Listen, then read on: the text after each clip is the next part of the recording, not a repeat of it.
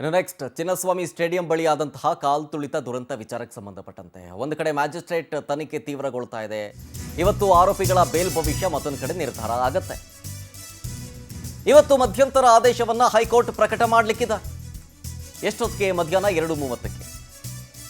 ನಿನ್ನೆ ವಾದ ಪ್ರತಿವಾದವನ್ನ ಆಲಿಸಿ ಮಧ್ಯಂತರ ಆದೇಶವನ್ನ ಇವತ್ತಿಗೆ ಕಾಯ್ದಿರಿಸಿತ್ತು. 2:30ಕ್ಕೆ ಆದೇಶ ಪ್ರಕಟ ಆಗುತ್ತೆ. ನಿಖಿಲ್, ಮ್ಯಾಥ್ಯೂ, ಸುನಿಲ್, ಕಿರಣ್, ಶಮಂತ್ ಇವರು ಸಲ್ಲಿಸಿದಂಥ ಅರ್ಜಿ. ಏನು ಅರ್ಜಿ ಅಂತಂದರೆ, ನಮ್ಮ ಬಂಧನ ಕಾನೂನು ಬಾಹಿರ, ಹೀಗೆ ನಮಗೆ ಬಿಡುಗಡೆ ಮಾಡಬೇಕು ಅಂತೇಳಿ ಅರ್ಜಿಯನ್ನು ಹಾಕಿರ್ತಾರೆ. ಈ ಅರ್ಜಿಯ ಆದೇಶವನ್ನು ನ್ಯಾಯಮೂರ್ತಿ SR ಕೃಷ್ಣಕುಮಾರ್ ಅವರು ಕಾಯ್ದಿರಿಸಿದ್ದಾರೆ. ಅವರ ಪೀಠ ಕಾಯ್ದಿರಿಸಿದೆ. ನಿನ್ನೆ ಅಷ್ಟೇ ಈ ಸಂಬಂಧ ವಾದ ಪ್ರತಿವಾದ ಆಲ್ರೆಡಿ ಆಗಿದೆ. ಆದೇಶ ಬರೋದೊಂದೇ ಬಾಕಿ ಉಳ್ಕೊಂಡಿರೋದು. ಸೊ ಆ ಆದೇಶ ಇವತ್ತು ಮಧ್ಯಾಹ್ನ 2:30ಕ್ಕೆ ಪ್ರಕಟ ಆಗುತ್ತೆ. ಎರಡೂ ಕಡೆಗ ವಾದ ಪ್ರತಿವಾದವನ್ನು ಆಲಿಸಿದ ಹೈಕೋರ್ಟ್ ಇವತ್ತು ತೀರ್ಪನ್ನು ಪ್ರಕಟ ಮಾಡಲಿಕ್ಕಿದೆ. ಏನಾಗುತ್ತೆ ಈ ಬೇಲ್ ಭವಿಷ್ಯ ಅನ್ನೋದು ಕಾದು ನೋಡಬೇಕಾಗತ್ತೆ.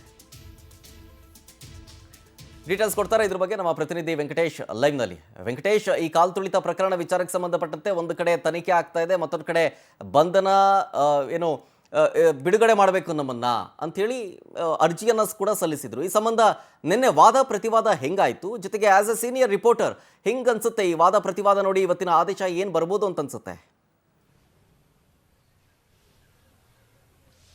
ಶರತ್, ಏನು ಒಂದು ಕಾಲ್ತುಳಿತ ಪ್ರಕರಣ ಸಂಬಂಧಪಟ್ಟಂತೆ ಈಗಾಗಲೇ ಏನು CCB ಪೊಲೀಸರು 4 ಜನ ಆರೋಪಿಗಳನ್ನು ವಶಕ್ಕೆ ಪಡೆದು ಈಗ ನ್ಯಾಯಾಂಗದ ವಶದಲ್ಲಿರುವಂಥದ್ದು. ಅಂದರೆ ನ್ಯಾಯಾಂಗಕ್ಕೆ 14 ದಿನಗಳ ಕಾಲ ನ್ಯಾಯಾಂಗ ಬಂಧನಕ್ಕೆ ಕೊಟ್ಟಿದ್ದಾರೆ. ಈ ಒಂದು ಬಂಧನವನ್ನು ಪ್ರಶ್ನೆ ಮಾಡಿ ಅವರ ಪರ ವಕೀಲರು ಕೂಡ ಒಂದು ಅರ್ಜಿಯನ್ನು ಹಾಕಿದ್ರು. ಅಂದರೆ ತತ್ಕ್ಷಣ ಕೂಡ ಅವ್ರನ್ನ ಬಿಡುಗಡೆ ಮಾಡಬೇಕು, ಯಾಕಂದರೆ ಇದೊಂದು ಕಾನೂನು ಬಾಹಿರವಾಗಿರುವಂಥದ್ದು. ಒಂದು ಕ್ಷಣ ಕೂಡ ಅವರು ಬಂಧನದಲ್ಲಿರುವಂತಹದ್ದಿಲ್ಲ, ಅದನ್ನು ಕೂಡಲೇ ಬಿಡುಗಡೆ ಮಾಡಬೇಕು ಅಂತ ಹೇಳಿ ಆದೇಶವನ್ನು ಮಾಡಿ ಅಂತ ಹೇಳಿ ಹೈಕೋರ್ಟ್ಗೆ ಮನವಿಯನ್ನು ಮಾಡಿಕೊಂಡ್ರು. ಈ ಸಂದರ್ಭದಲ್ಲಿ ಸರ್ಕಾರದ ಪರ ವಕೀಲರು ಕೂಡ ವಾದವನ್ನು ಮಾಡ್ತಾ ಹೇಳ್ತಿದ್ರು. ಅಂದರೆ ಏನು ಒಂದು ಪೊಲೀಸ್ ಇಲಾಖೆ ಕೈಗೊಂಡಂತಹ ಕ್ರಮ ಇದೆ ಅದು ಸಮರ್ಥವಾಗಿರುವಂಥದ್ದು, ಯಾವುದೇ ರೀತಿಯಾದಂಥ ಲೋಪದೋಷಗಳು ಕೂಡ ಆಗಿಲ್ಲ.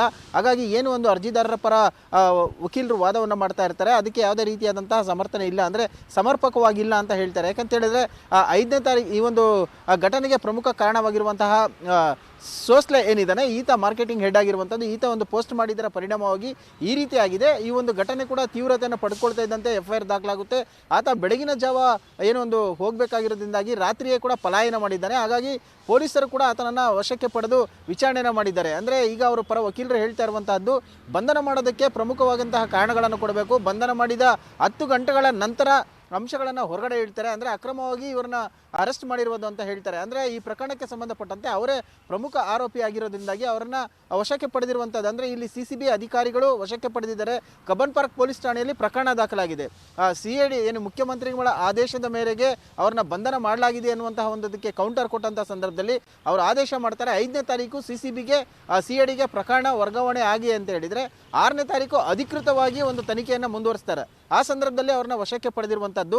ಸೊ ಇಲ್ಲಿ ಯಾವುದೇ ರೀತಿಯಾದಂತಹ ಕಾನೂನು ಬಾಹಿರವಾಗಿ ಆಗಿಲ್ಲ, ಎಲ್ಲವೂ ಕೂಡ ಕಾನೂನಿನ ಚೌಕಟ್ಟಿನಲ್ಲೇ ಆಗಿರೋದ್ರಿಂದಾಗಿ ಈ 11 ಜನರ ಸಾವಿಗೆ ಕೂಡ ಪ್ರಮುಖ ಕಾರಣ ಅವರೇ ಅಂತ ಹೇಳ್ತಾರೆ. ಇನ್ನೊಂದು ಕಡೆ ಏನು ಅರ್ಜಿದಾರರ ಪರ ವಕೀಲರು ಕೂಡ ವಾದವನ್ನು ಮಾಡ್ತಾ CM ಆದೇಶ ಕೊಟ್ಟಿದ್ದಾರೆ. ಈ ಪ್ರಕರಣದಲ್ಲಿ 5 ಜನ ಪೊಲೀಸ್ ಅಧಿಕಾರಿಗಳು ಸೇರಿದಂತೆ ಅವರ ರಾಜಕೀಯ ಕಾರ್ಯದರ್ಶಿ ಎಲ್ಲರೂ ಕೂಡ ಅಮಾನತು ಮಾಡಲಾಗಿದೆ. ಆದರೆ ಈ ವಿಜಯೋತ್ಸವಕ್ಕೆ ಕರೆ ಕೊಟ್ಟಿದ್ದು ಮಾರ್ಕೆಟಿಂಗ್ ಹೆಡ್ ಆಗಿದ್ರು ಕೂಡ CM DCM ಅವ್ರನ್ನ ಯಾಕೆ ಬಂಧನ ಮಾಡಲಿಲ್ಲ ಅಂತ ಪ್ರಶ್ನೆಯನ್ನು ಮಾಡಿದ್ರು. ಸದ್ಯ ವಾದ ಪ್ರತಿವಾದವನ್ನು ಆಲಿಸಿದ್ದು ಈಗ 2:30ಕ್ಕೆ ಒಂದು ಆದೇಶವನ್ನು ಪ್ರಕಟ ಮಾಡ್ತಾರೆ. ಒಂದು ವೇಳೆ ತನಿಖೆಗೆ ಸಹಕಾರ ನೀಡಬೇಕು ಅಂತ ಹೇಳಿ ಹೊರಗಡೆ ಕಳಿಸ್ತಾರ ಅಥವಾ CID ಅಧಿಕಾರಿಗಳ ತನಿಖೆ ಕೊಡ್ತಾರ ಅನ್ನೋದು ಕೂಡ ಕಾದು ನೋಡಬೇಕಾಗಿರುವಂಥದ್ದು. Sharath. Okay, thank you Venkatesh ಡೀಟೇಲ್ಸ್ಗಾಗಿ.